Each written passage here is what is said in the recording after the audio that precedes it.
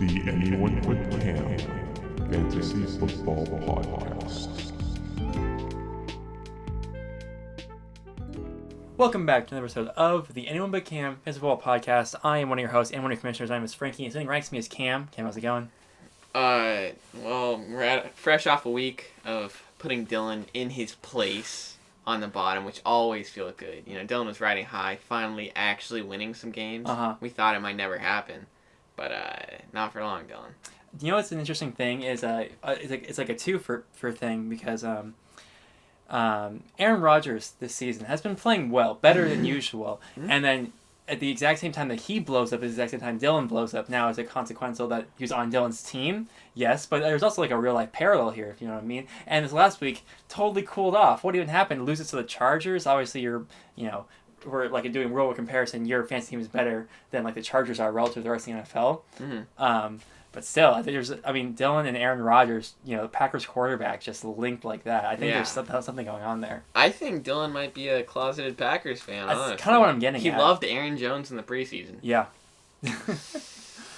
Alrighty, enough dunking on Dylan to start off. So yes, another week, another podcast. We're going to start off here with a hat bet update, Cam. Oh no. We're going to talk about waivers, which was easily the most exciting it's been so far this whole season. Winners and losers, preview this week, mailbag, and that'll be it. How's it sound to you? Sounds good. Starting off here quickly with the hat bet update, Cam. Why don't you remind the folks what our bet was? Our bet was that the team with the better record at the end of the season, either Lions or Steelers, would get a hat from the fan of the other team. Yes. Currently, the Lions have a record of 3-4-1, which is quite a bit worse than I think we would have expected after the first couple weeks of the season, how they went. Had some tough losses here and there. The Steelers sitting at 4-4. Cam, I always get ready to just hand you the hat week 3.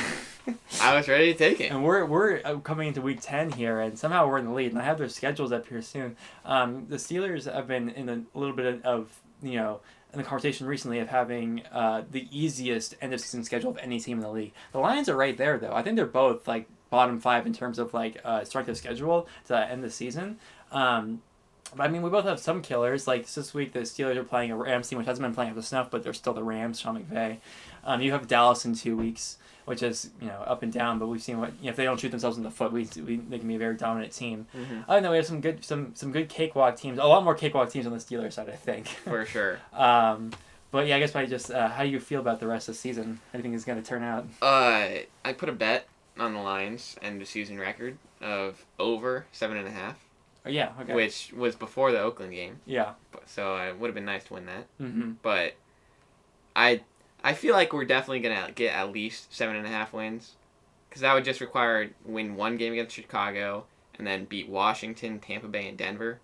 Seems easily doable. Tampa Bay is a good team, but if we drop that, we just have to win another game against some divisional opponent or Dallas. But looking at the Steelers' schedule, they could, honestly, you talked about playoff wins could be part of this, and with their schedule and the AFC how it is, it's possible. It is definitely possible. You look at the hardest teams we have left.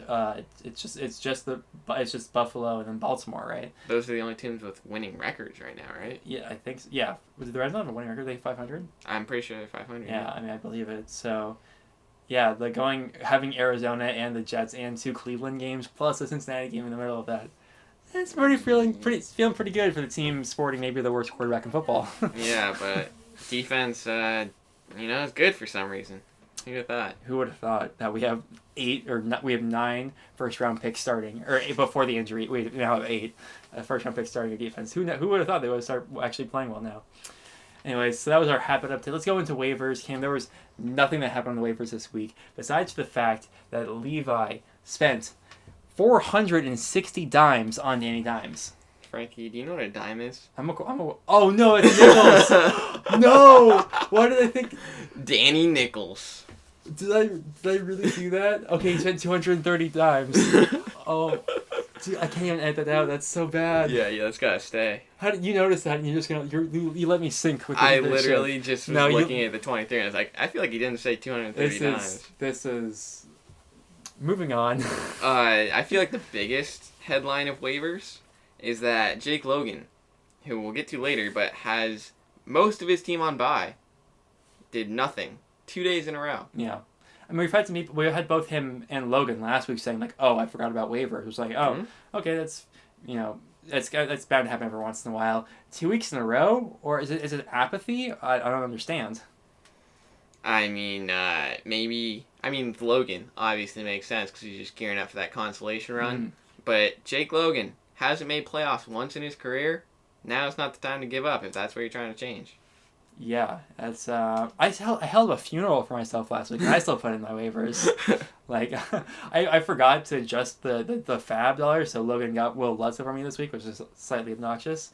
But you know, even then, I still got my defense I wanted. So come on. Alrighty, so let's move into the winners and losers from last week.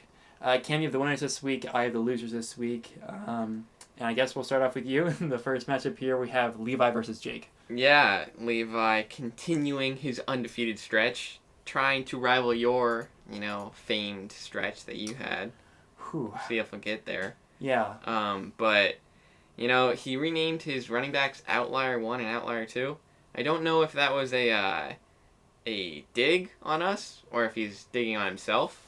However, they are pretty much outliers. I mean, Derrick Henry scored 23 points based off 2 touchdowns. Yeah. Really didn't do a lot besides that. And Austin Eckler played, 34% of the snaps, but still got 16 touches, which is probably not going to happen a lot, especially with, playing bad Green Bay run defense and actually winning that game for the Chargers. Yeah. So, I don't know how I'm feeling about that for Levi. Besides that, though, Chris Godwin has come back down to earth. Mike Evans is the wide receiver 1 in football now.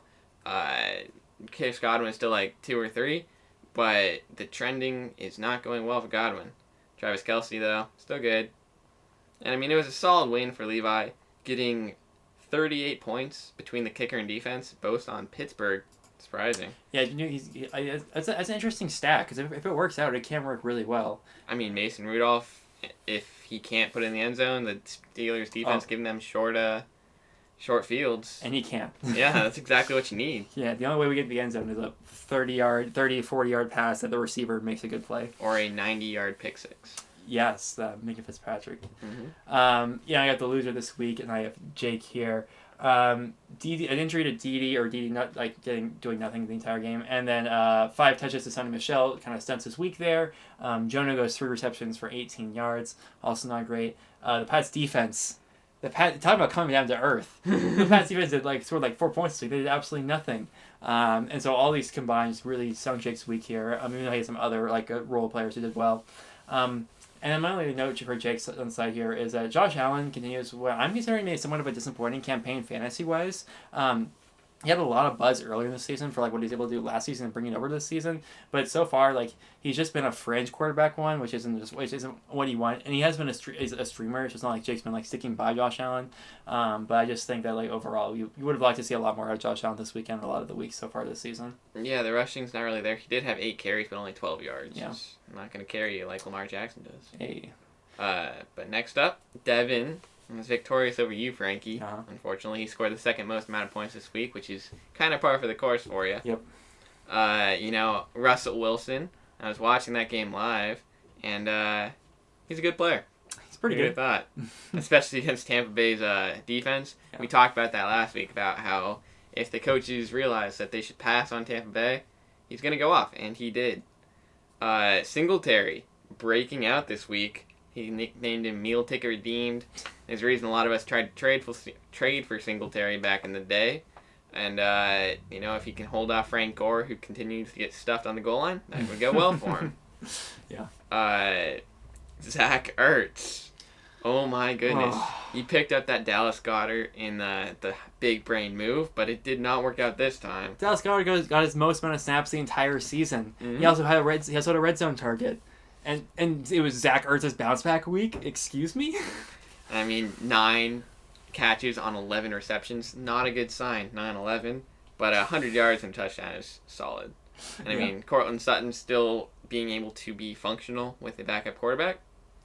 things are looking good for Devin. He's scoring a lot of points. Yeah, and the loser side here, Adrian Peterson. Well, I started this week. I figured they could run Buffalo pretty well. He ran for over 100 yards in the first half. He ended the game with 108 yards rushing. Okay. Just great.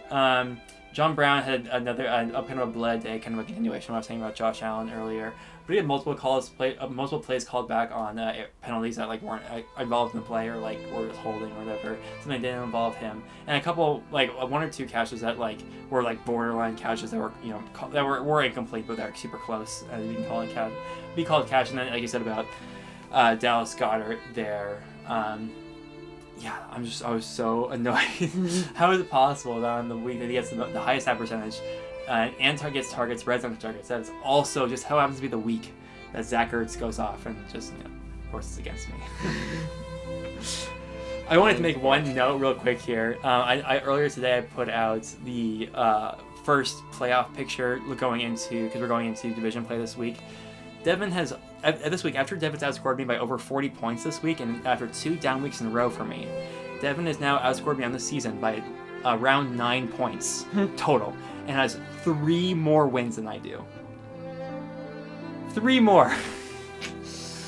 Hate to see it. But let's move on to the next matchup here. Justin versus Logan. Yeah, I was very bullish on Logan coming into this week, and Justin proved me wrong. Yeah. But Justin kind of did what Justin does. He is the highest scorer on the season in both the running back 1 spot and the kicker spot.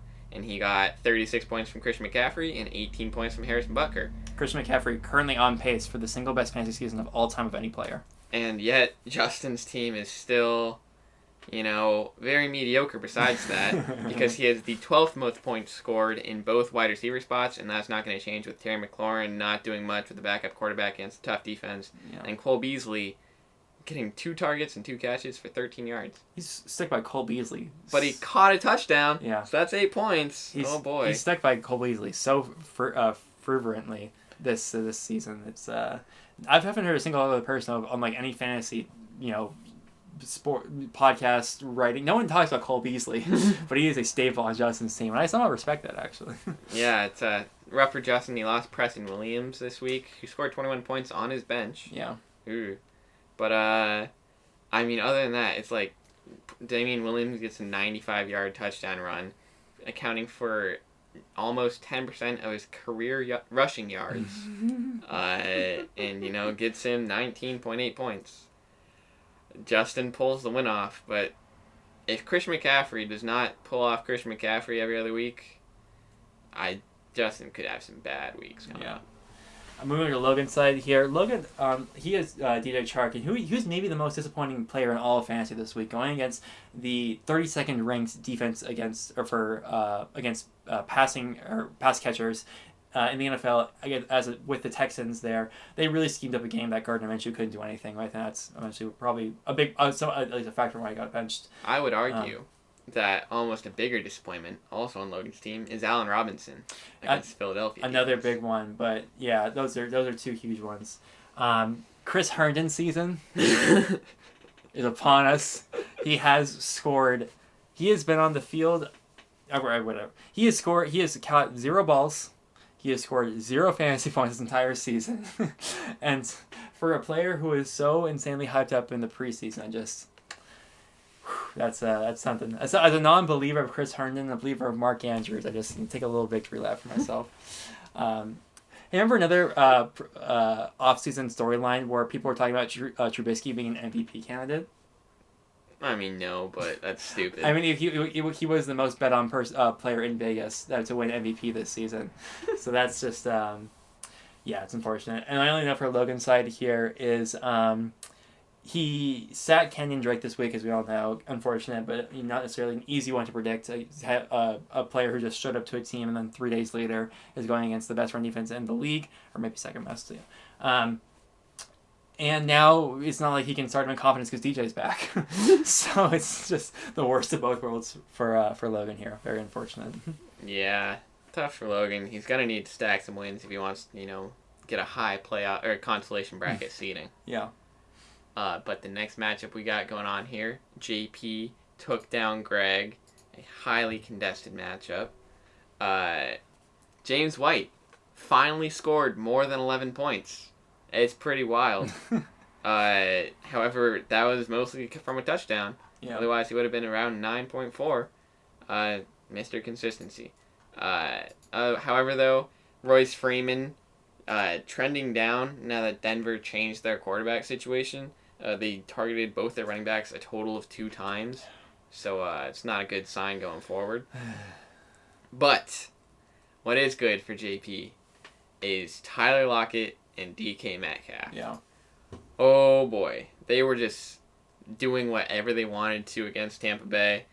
Combined, they get 57.7 points. That's a lot, in case you didn't know. I did some math. I mean, if you get that between 2 players, you're probably going to win your week. Not a lot else looked great for JP. Hunter Henry is a super solid tight end, especially with Evan Ingram having some injury concerns. That's super good for JP. And he got a good defense start with Cowboys getting 22 points after the cat showed up. So good for them. And he's getting Mahomes back sooner than later. Although we are knowing that he's probably not going to ever get Deshaun Jackson back this season, which is unfortunate for him. But Mahomes back is a good consolation.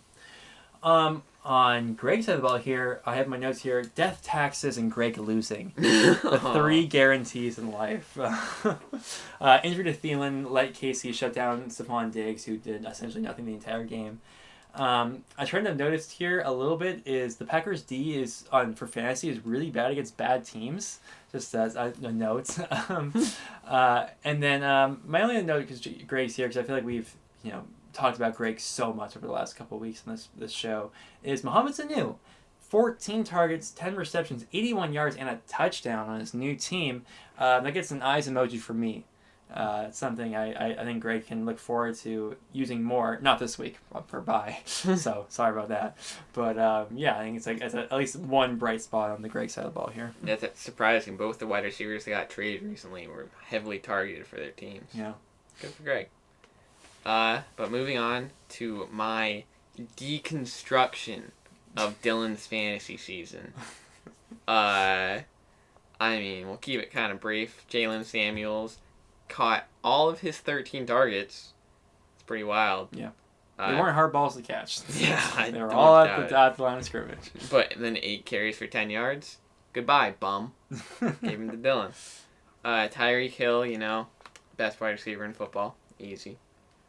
George Kittle, please don't be dead, because he's amazing.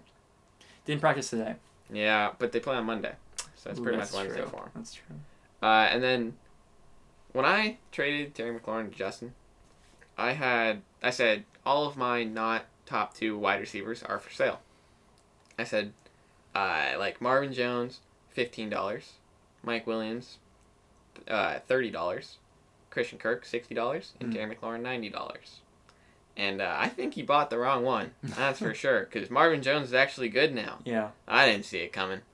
I was a preseason believer of Marvin Jones, but I gave up on hope way earlier in the season. So yeah. Yeah. He was always the last man on my bench, but he's coming to form now. Yeah. Him and Kenny Golladay did good on the same week. Wild. Well, that was a narrative we were talking about too. Mm-hmm. Yeah. Are you? Yeah, that's pretty much it. Yeah. Dylan's side here. I already said what I was going to say earlier a little bit about Aaron Rodgers, but Rodgers regresses to this week to how he was doing before the blow up, so not a whole lot, any kind of week winning type stuff here. Coleman out-carried and outgained by Burita in this game. Not something you love to see from Dylan, who's really hoping for some special stuff with Coleman, his return. And Dylan, I just have one question for you. Why didn't you start Olabisi? I don't get it. Wait, do you actually not get it? No, I don't. Olabisi, he scored 6.9 points. It would have propelled his team to win. Why would you start Adam Thielen over Olabisi? I don't understand. Yeah, classic homerism where he's starting the worst wide receiver just because he's white. I don't get it. Anyways, listen, last matchup of the week? Mm-hmm. Yeah, Lassie versus Tyler. Yeah, Lassie pulls off the win here. Lassie's team is by far the team I don't want to make playoffs. Okay. It's you're dangerous. Terrifying. Yeah. Aaron Jones didn't do good this week, only got 3.4 points. but he can get hot whenever he wants to. Same with Mike Evans, who did do really good this week, got 30 points. Can disappear, but when he's on, he is on. Lassie still got 136 points with only getting 12.5 from Saquon Barkley. Surprising. Yeah. J.D. McKissick is actually doing good now. Whoa. He might be the running back one in Detroit right now. Although he isn't running the ball. He only played 38% of the snaps. Yeah, but what did Ty Johnson do? Like literally nothing. I don't know. We'll see. But I mean, like Melvin Gordon finally being efficient with his carries. Hey, got up to 4 yards per carry. Hey, I called it. I called this one. I want to take a victory lap about this one. I called the Melvin Gordon Austin Eckler thing. Way to go. Thank you. Yeah. So Lassie's pulling off wins, and I really hope he stops. All right, and yeah, you mentioned earlier Mike Evans being the wide receiver one now. Yes, he stuck by his guy. Another player I try hard to take away from him earlier in the season. On Tyler's side here, a good week overall for Tyler. Not enough to win. He scored right at the league average so far. This week's league average was 116, and he was right at that. Montgomery is super inefficient, but finds the end zone twice, so it looked like he had a good fantasy day, but didn't really play good football. Chubb slowed by Denver, but still efficient. And then Tyrell Williams didn't find the end zone this week, which is shocking. 6.3 points is not the worst in the world, but he didn't find the end zone. And yeah, I mean, it's just a week for Tyler that he really needed to win, and he could have won. It just last he had a much better week overall. We got news like a couple hours ago that AJ Green is officially like out for the entire season. So that's another just shot to Tyler here. It's just highly unfortunate for him. And yeah, I mean, I think it's about it I haven't seen. I guess more on the Tyrell Williams thing. Tyrell Williams has a revenge game. Oh. Against the Chargers. Tonight. Very soon. I'd like to see him do something tonight. Maybe I'll be able to be efficient without finding the end zone. Who knows? Probably not. Yeah, I'm not feeling great about it. Alrighty. And that was our winners and losers from last week. Let's move right into the preview of this week. Back into division play, as mentioned earlier. We'll start off here with Rotlack. Levi versus Justin. This is a big matchup. Number 1 seed, number 2 seeds for their divisions. Actually, it kind of worked out for every division this week. That the top 2 seeds are playing each other, and the bottom 2 seeds are playing against each other. Interesting. This week. Man, just props whoever made the schedule. Gotta give them props. Levi's side start here. I couldn't ask for better matchups for his wide receivers. They're like actually kind of insane. I'm gonna bring it up real quick. Michael Thomas versus Atlanta, Chris Godwin versus Arizona, Jameson Crowder versus the Giants. It doesn't get a whole lot easier than that. Oh, goodness. And Golden Tate versus the Jets ain't a tough one either. That's a potential for some big blow weeks from those guys. Eckler's looking to bounce back in this week. In a situation against Oakland, where Oakland has been giving up a ton of production to pass-catching running backs, but has been stopping more traditional running backs. But I'm calling a flip-flop of what I called last week. I think this is an Eckler week instead of a Melvin Gordon week like it was last week. So I think that's what I would go with here. And then he is doing a giant stack with Danny Dimes and Golden Tate, which, like I mentioned earlier, could be very good against the Jets. So I'm looking for some big points for Levi once again. No one's real surprise here. On Justin's side of the ball here, and injury issues to his receivers, as you mentioned here with Terry, and Brandon Coates obviously, but he just doesn't have a whole lot of options to go with wide receiver this week at all. It's not looking great for Justin there. Ingram and CMC have good matchups and should do well. At least Ingram will do. At least CMC will most likely do well because he always does. Ingram, who knows, it should be a very positive game script against Cincinnati, and it was last time. And he had a fine day against Cincinnati earlier in the season, but it's because he scored a touchdown. They just didn't need to run the ball that much, or they just didn't use him that much. And then I guess my only other question on Justin's side here is, did that 90 whatever yard run touchdown that Damian Williams had last week, is that going to inspire Andy Reid to use him a little bit more? I don't think so. Really? I do. You think so? Yeah. Like, he's been moving away from Shady ever since the one big fumble he had. So I feel like it'll be good for Damian. Been moving away from Shady. Yeah, against Green Bay, he fumbled. Okay. I mean, it's one game. 1.5 games. I mean, Yeah, I mean, it's definitely something to look out for, I guess. Yeah. It would definitely help Justin because he's looking for some more depth on his team. Yeah. Yeah, and then the next matchup of the week is, the next matchup is the other Rot Lake matchup, which is Dylan versus Greg. Yeah, so the first time these two teams played was Greg's only win of the season. Uh-huh. So Greg's hoping to secure that magic again. I'm not sure how great it will go for him, though. Dylan currently has no one in his running back 1 spot, assuming because he just moved James Conner to his IR and didn't replace him, but you can see Dylan being the kind of person to forget about that because he's getting so many leagues. Uh-huh. It just goes by the wayside. He doesn't even care about this one. But I feel like once he puts someone in, he'll probably be favored to win because Greg's only projected for 102 points. Oh no, Greg. However, looking at Dylan's side, not a lot of great matchups. He's trying to start Adam Thielen again. We'll see how that goes. It would definitely hurt him because Greg has Stephon Diggs, so that could push some targets towards Greg's team. Ola BC. Ola BC. I mean, honestly, it's either he starts Olabisi Johnson or Curtis Samuel if Thielen can't go. So why not, Dylan? He's ride the hot streak, as we all say. Okay, we're going to talk about hot streak. Then you start Curtis Samuel. He's on a hot streak right now, really. Yeah, but he has a much less cool name. Yeah, I mean, Aaron Rodgers playing Carolina, who's had a pretty good pass defense, but he's Aaron Rodgers, so you don't really worry about that. But he sucks whenever Devontae Adams is on the field, so it's fine. Yeah, I mean, with Hopkins on bye and probably definitely missing James Conner, Dylan's team is vulnerable, but Greg's team, on the other hand, has Chris Carson playing against San Francisco, which is definitely Greg's best player, and he's probably one of his worst matchups of the season. Yeah. Joe Mixon against Baltimore, which is fine. And then, I guess Calvin Ridley is in a blow-up spot, because if they take away Julio with, it's not Tre'Davious White, Marshawn Lattimore, that could definitely help Calvin Ridley. I'm pretty sure last season when he scored all his touchdowns, it was against the Saints. Yeah. Yeah. If I'm Greg, I think I start Matt Ryan over Tannehill, assuming that Ryan is playing. But I don't hate starting Tannehill. I guess I do hate it, but for Greg's case, it's fine. Why do you hate it? Dude, it's Tannehill. Yeah. Oh, God. Yeah, it was good last week. He's been good.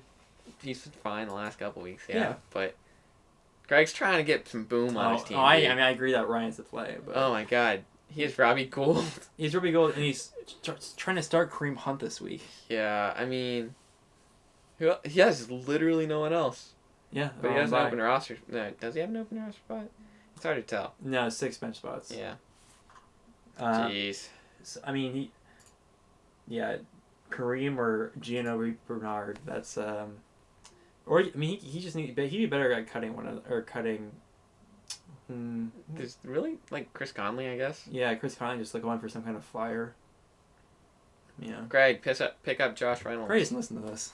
Greg, I remember when we told you to start Stephon Diggs and you didn't listen. Yeah. You would have won. Yeah. All right, let's move on to our next division here. Studs and Stoners, 1 versus 2. JP versus Lassie. Starting on the ball here on Lassie's side. We mentioned earlier, McKissick, the new RB1 in Detroit, maybe? I don't know. Question mark? Melvin, this is the continuation of the Melvin Gordon Austin Eckler flip-flop because he has Melvin. So I think it's a bit more of a down week for him this week, or I guess a down week, a.k.a. What we come to expect from Melvin Gordon now.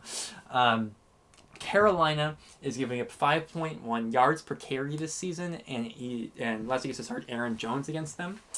That's pretty nice. And my only note on Lassie's side here for this matchup is, just in general, something that kind of stuck out to me. Kyler Murray has thrown only 1 interception and only 5 touchdowns in his last 6 games, and 3 of those came in 1 game, and then 2 of those in another. And he's still the quarterback 7. Just goes to show the power of a running quarterback. And he's still racking up yardage. He just isn't getting the touchdowns. So I guess my kind of point is regression is coming? Question mark? I don't know. And then on JP's side of the ball here, Gets DJ back this week, as I mentioned earlier, but against maybe the best run defense in the entire league, and we'll have to see how his role changes now that Kenyon Drake is in the mix and is a very capable running back. Looks like he's forced to start Kalen Ballage this week with Royce Freeman and James White on bye. Not great. Larry's looking for a big week, and I think, as you mentioned earlier, Hunter Henry should have a good week tonight. So we'll be looking to see that. I think that'll be a tone setter for how this matchup will go, is the matchup tonight. Yeah, I mean, Lassie's definitely still got to start it, or set his lineup, missing a kicker, and should definitely put in Emmanuel Sanders over, the on-bye Julian Edelman. Yeah. That was in my notes until I realized that Edelman was on bye. Because I'm like, you're not going to start Manny again? Like, oh, he's on bye. He'll change it, I'm sure. Yeah, but I feel like there's some apathy going on in the league now. I feel like some people are just kind of put it to the side, and don't do that. Unless, actually, you're Lassie, so don't make playoffs. Go Lassie. Live your life, king. Anywho. I'll just change his lineup for him if he doesn't do it in time, don't worry. Collusion. Anywho, we got the colluder versus the colluding. Okay, it's not it's for the integrity of the league. I was talking about Logan. Oh. Because, remember when people gave him $1 just for free? Yeah. And he said that I make the worst trades? But then people just literally give him money out of pity. Anywho, you got Lamar Jackson versus Cincinnati. Sure do. Woo! But then, other than that, you got really nothing else that I'm happy about. Yeah. I mean, Baltimore Ravens versus Cincinnati is also a very good defense.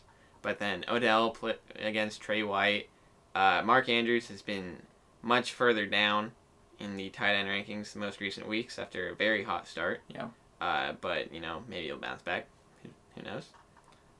Juju versus presumably Jalen Ramsey. Yeah. And, I mean, are they really going to throw to him anyway? No. Yeah. But you got Tariq Cohen in a good matchup. Mm-hmm. Way to go.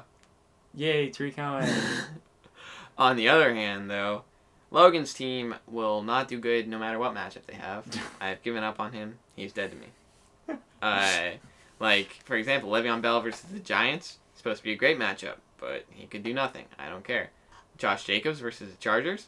Great matchup, but Devontae Adams is a bum and a bust and the worst wide receiver in the NFC. Yeah, you're just talking trash on my dynasty players now. I don't appreciate this. Yeah, I mean, he's forced to start Kenyon Drake versus Tampa Bay, who is a backup running back against the best running defense in the league. Or he'll start with Sean McCoy, who's a backup, again, against another good run defense. Yeah. So, I mean, you're gonna win?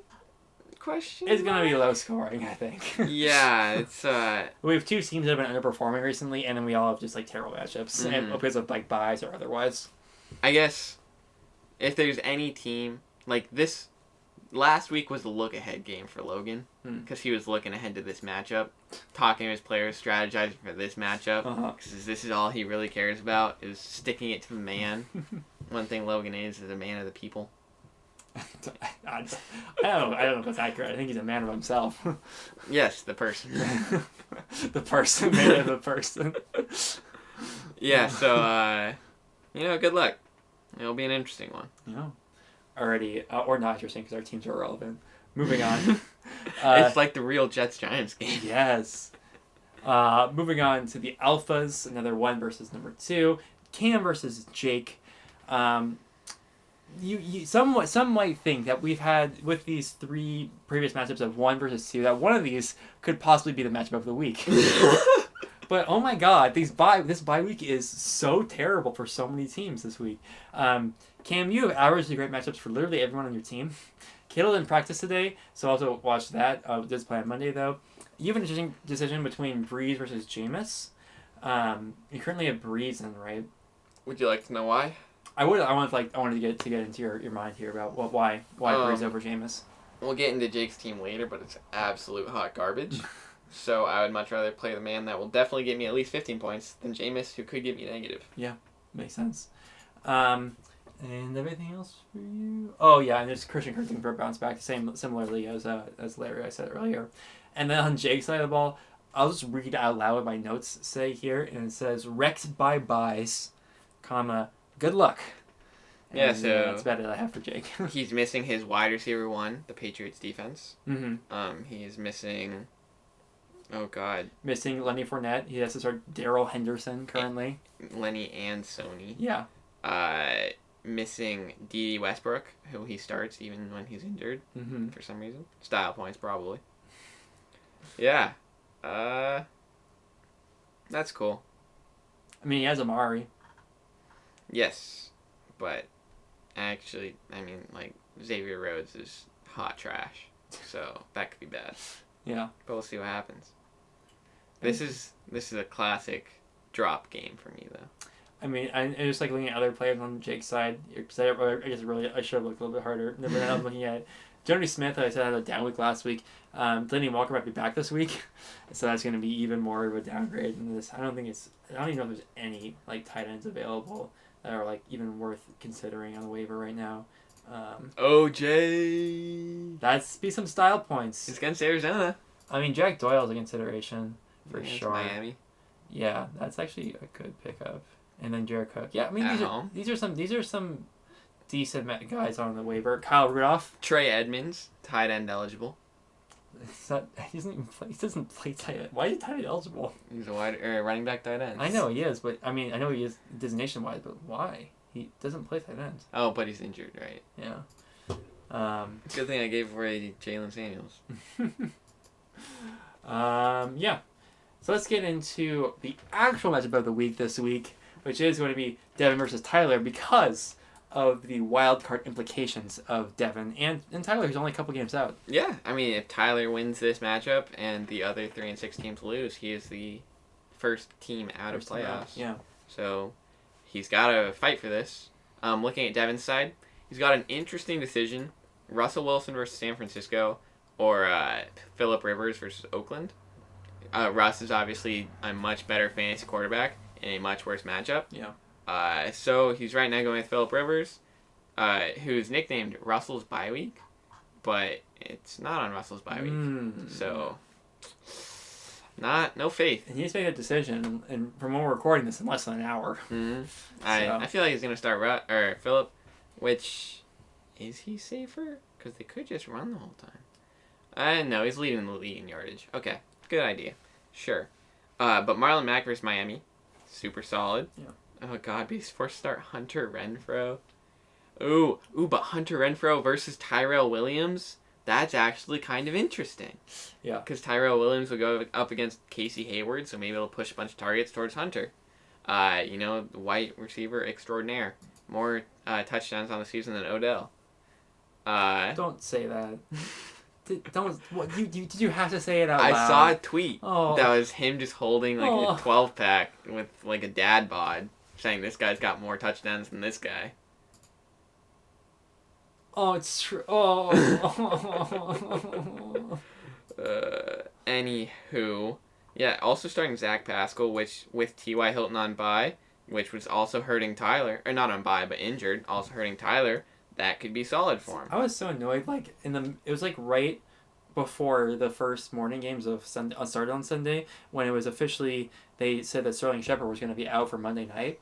But Sleeper wouldn't update his status because I was trying to add Zach Pascal into my bench and moving Sterling to my IR, but I wouldn't let me until like later that day or on Monday. It finally let me move into my IR. Like, oh thanks, like great, I already missed the waiver.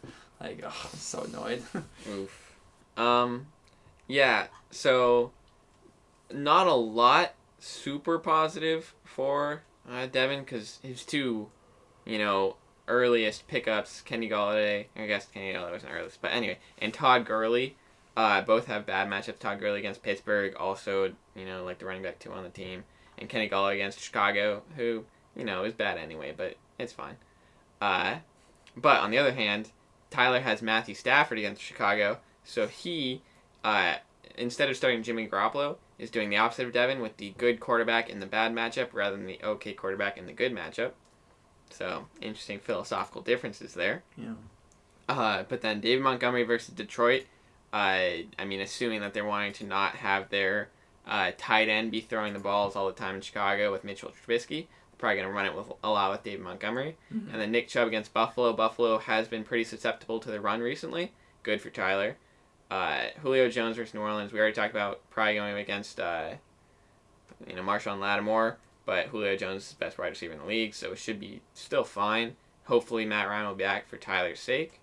And Tyler actually has a starting tight end this week, even if it is Eric Ebron. It's against Miami, so that's solid. And Devontae Parker with no Preston Williams back. That's good too. So, and kicker flex. Always got to call it kicker flex. Unless Justin. You know what I'm doing with if I'm Devin here. You're getting baby hands Jack Doyle. Yeah. I'm taking Jack Doyle versus Eric Ebron to match Hunter Renfrow versus Tyrell Williams. That would be wild. That's what I'm doing. Yeah. So. Or I'm picking up Dallas Goedert 2 weeks ago. If I'm Devin. Well, I mean Dallas Goedert's on. Oh, shoot, I'm an idiot. Never mind. Anywho, if we're picking this game, who you got? Who do I have? I'm so worried about Marlon Mack just going off against Miami. Even then, though, I feel like this is a cornered animal game. And I think Tyler is the animal being cornered. And I think he bites back. I think this is Tyler's week. Yeah, me too. I think Tyler's got this. Marlon Mack hasn't scored over 15 points this season. Or 15 point something. Oh, wait, no, he scored 25 the first week. But since then... And then 16 against Kansas City. But still, like, it's been a very up and down. Like, consistent-ish, but not a lot of boom. Yeah.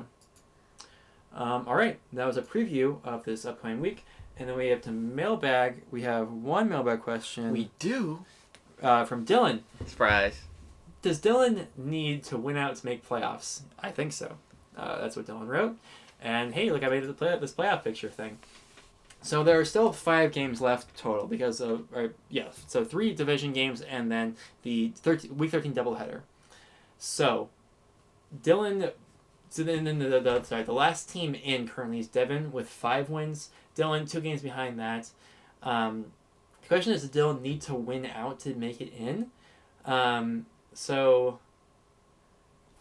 Man, I guess the question is, like, can Dylan win 4 and still make it? I think Dylan can win 4 and still make it. Yeah, for sure. Who's Dylan play the last week? JP and... In week 13? Devin. Yeah. So, Dylan plays Devin, the bottom of the current playoff seeding right now. Yeah. So he wins against Devin, that's already 2 games that he gains on him. Right. Right? That's how the math works? Yeah. Yeah, so I think you win that, and then you just have Devin drop a game or 2, and you're fine. As long as, other, teams on the fringe don't win out. Yeah, essentially, yeah. It was kind of my similar thoughts. Like, if Devin drops 1 game, your destiny is kind of in your own hands. You just have to beat Devin. Yeah, which isn't exactly an easy thing necessarily to do. But, that's just how it works out. I feel like Devin... Who has a harder rest of the season schedule, Devin or Dylan? Okay, so Devin this week has... Well, he has the alphas. Yeah. So he has Tyler, and then next week he has Jake, which Jake's been super been down lately, but pretty. He can put up some great weeks. You in week 13, which 12. week 12. Yes, sorry. When I'm hit by a lot of buys, good for Devin. Yeah, looks like he is 2. Not really. And then week 13, Devin is going. So he's going up against Dylan, also going up against JP. So, right, because it's like a triangle thing. Dylan and JP. Well, it's like, do you think it'd be harder to play through the alphas minus Devin or Rotlak? Rotlak minus Dylan. It's like, I guess I feel like you. Still, I was thinking of a guaranteed week against Greg, but I don't know if you do this week for Dylan. And then against Justin, Justin Lieber is so hard to beat, but I think he probably has an easier time beating Jake than he does beating Justin, right? And then beating either you or Levi is pretty similar. So I think he would have an easier time through the alphas. Yeah. So, not looking good for Dylan, actually. It doesn't look great, but I think he can do it in 4 wins. Can he do it in 3 wins? Probably not. Probably not in 3 wins. No, I wouldn't. Probably not 3 wins. So that makes every week pretty much a must-win. At least if not a must-win, it's very close to that. If he drops this game to Greg, he's dead. I think Stick a fork in him. Stick a fork in him. Take a mud bath. And I think that'll do it. Yeah? Thank you for listening to another episode of... Wait. Update. no more keepers. Oh, I should have been up top. Yeah, we took a vote. Two-thirds majority. Yeah, 8 votes wins. We are no longer a keeper league. So cut players you don't want to hold on to anymore. They are not of use to you any longer. I don't know if that applies to anyone currently. Maybe it's just some odd people in the IRs that are holding up spots. Maybe. No longer a keeper league. I guess your thoughts, Cam. I mean, I'm obviously very pro no keepers. It'll be weird not seeing Alvin Kamara on my team in the future. I'll miss him. He's a good man. But I feel like one thing that we should figure out before playoffs and consolation happens is whether or not drafting next year will be based on seeding from this year or just random. Because now that we don't have keepers, it doesn't really matter what happened last year. Yeah. It'll be interesting to think about. Yeah, so, I mean, I guess, I feel like you can pretty easily figure out my thoughts on that as random is bad. And it makes way more sense. Well, I guess not, because it is completely redraft. Yeah. Fresh slate. It's appealing. It is appealing. Yeah, we'll talk about it. We'll have to think about it. Thank you for listening to the episode of But Cam Football Podcast. I've been Frankie. And I'm Cam. And we'll come at you next week with a review of Week 10. I look forward to the second round of division play in Week 11. We'll continue to push towards the playoffs and the consolation bracket thing. And we'll see you then. We're going to Applebee's.